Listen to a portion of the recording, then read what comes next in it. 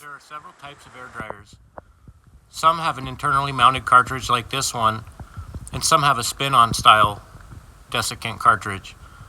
Take your VIN number and call the dealership to figure out what type you have before you start this job. Okay, so here's our air dryer. You can see there's a few lines coming in, lines going out, wires, hoses. You can mark some of this stuff if you want. One way to remember is this hose on this side is going that way. This hose here, all these hoses are going to maintain the bend they have unless you just replaced them. So it's really not that hard to keep track. These kind of slip joint style hose connectors, they work great on paper. They don't work great when you have oil and dirt cobbled up in the ferrule. So we have to clean that out with a hook, and hopefully we can get it out without cutting it.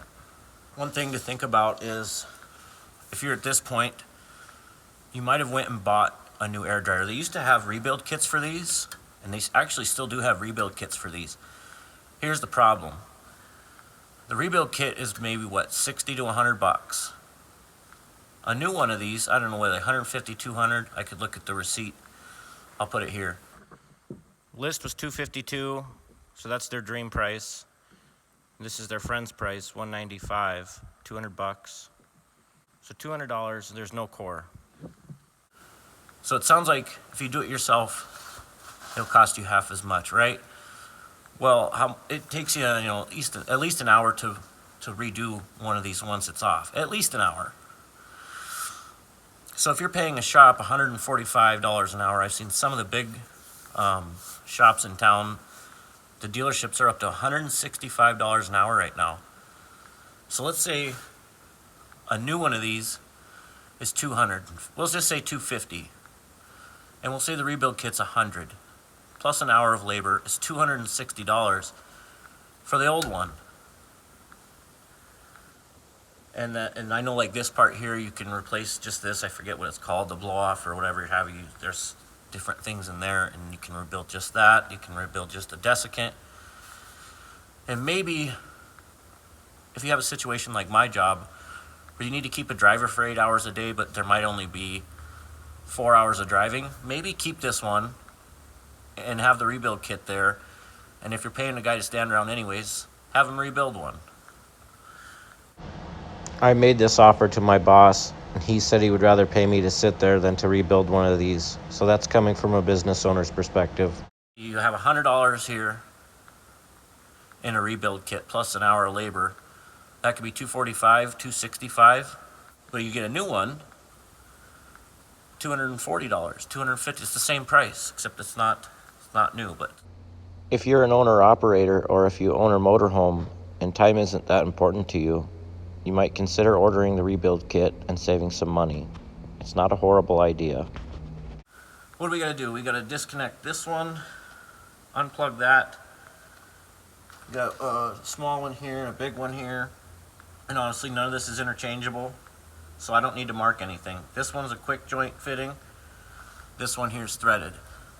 And the one back here is smaller than this one. And then you have this one that's just a clip. Then there's two ways that these are connected. It's a band around the can like that with a bolt on one side. Have a nut on the other side and two openings, and as you tighten that nut, it tightens the band. And then that is connected to a bracket that's connected to this bracket here. One thing to think about with the old air dryer is that it's going to be a little bit heavier than the new one, so be prepared to catch that extra weight, being that it's saturated with oil or water. One thing when you're working on something like this over your head is that you should have a plan ready. What you should do on this is loosen the band clamp and then remove the two lower bolts, and then kick it out sideways and slip it down out of the band. I took the band completely off because I was planning on taking this air dryer out from the top. I cracked this guy here loose. You can see that emulsification coming out of there. Emulsification, I don't know what it's actually called, but it's that mixture of water and oil, and that's water and engine oil. I just cracked it. I'm going to put a pan down here and catch this, And I'm not going to take the air out of the truck. I'm going to let that puke out for a while. Emulsification is the process. I think emulsion is the product. This air dryer here has been on for at least 2 to 3 winters without a cartridge change. So there's really not that much water in there, probably because the water sits on the bottom and gets purged out. But there was a little bit of emulsion in there. Oil's on top and there's that layer in between. Don't just go taking this off, it'll make a big mess. Until that's loose right there and doesn't make a noise. Let's see if I can get that airline off now that I got the air pressure off.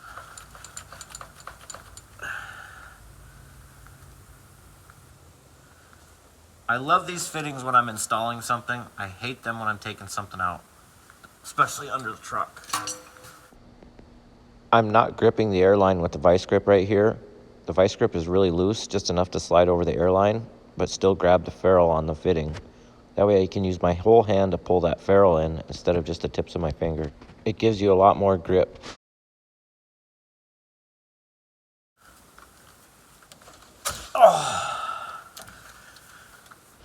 When I'm working with my hands above my heart for extended periods of time, my arms begin to hurt. This might happen to you. If it does, just lower your hands below your heart for a few seconds until the feeling returns. There we go. Maybe even smaller. It was a 9/16 on top and a 5/8 on the bottom. I believe that's 14 millimeter and 15 millimeter, respectively. It wouldn't hurt to break these loose while you're down here and it's still attached.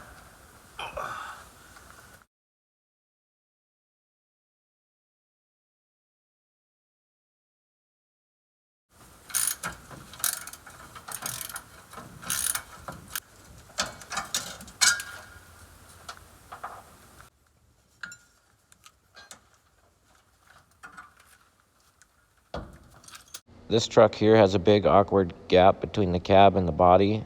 My boss hates it, but for a job like this, I love it. You probably won't have this gap on your truck, so you might have to do some reaching up in there to get that bolt off of the band or to loosen the band up.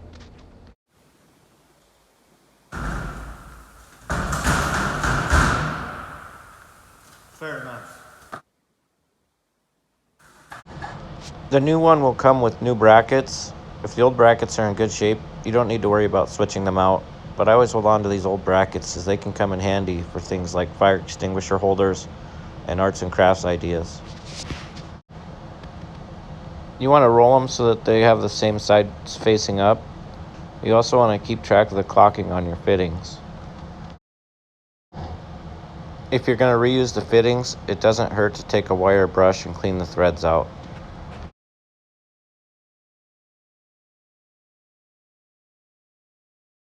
Next, you're going to want to use some Teflon tape or some liquid thread sealant. Permatex makes some awesome stuff. If you're going to use thread tape, this is one way to remember how to put Teflon tape on a fitting so that it doesn't ball up in the threads. First, point the threads away from you. Second, keep the reel in your right hand. Then, you always start at the bottom and work your way to the top. And you spin it in the same direction that you would spin a nut if you were trying to tighten it. Righty-tighty, unless it's facing away from you.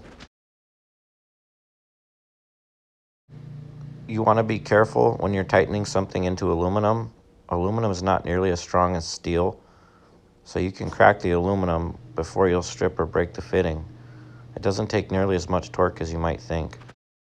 Be careful with brass fittings and adjustable wrenches. If you don't bite just right, you can mar the threads and they'll be junk. While you got it out and on the bench, go ahead and remove these 2 bolts. It'll make life easier under the truck.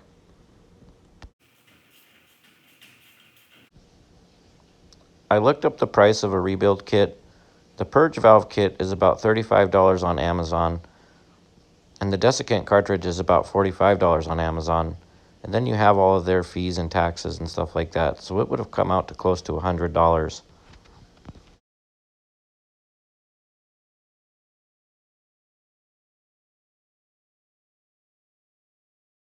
So I'm going to get that band started to hold it, but I'm not going to tighten the band. So I'll get the band on, and then I'll go underneath, put the bolts in, get the bolts tight, then I'll come and get the band tight, and then I'll put the airlines on. I probably should have just loosened this band up, and then I could have kicked the air dryer out to the side and slipped it down out of there. I'm basically going to do that in reverse.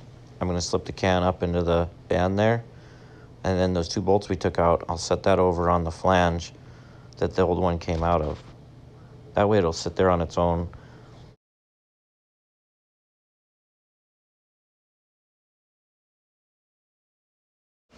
To reconnect the slip joint airlines, firmly insert them into the fitting and then pull back on them to make sure that they're seated properly. You want to inspect the plug and the wires. Sometimes the coating on the wires will come off and they'll get frayed. I think the alcohol that comes out of the system sometimes causes premature breakdown of the plastic.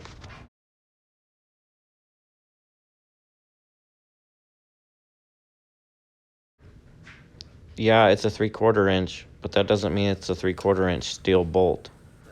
I can't stress enough, don't over tighten this brass. You'll break stuff. Next, go ahead and tighten up this band clamp. It doesn't hurt to tap on the band on the far side away from the bolts. Just tap it up and down with the end of your wrench just to make sure that band is somewhat level and centered on there.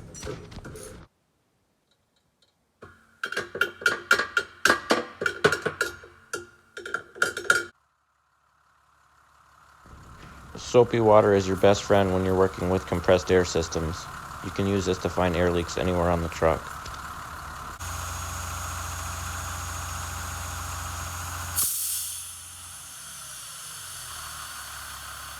So short of cleaning up the mess, she's all done. Thanks, everyone.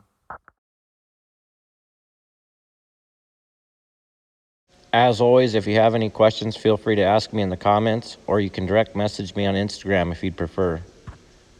Thanks for your time.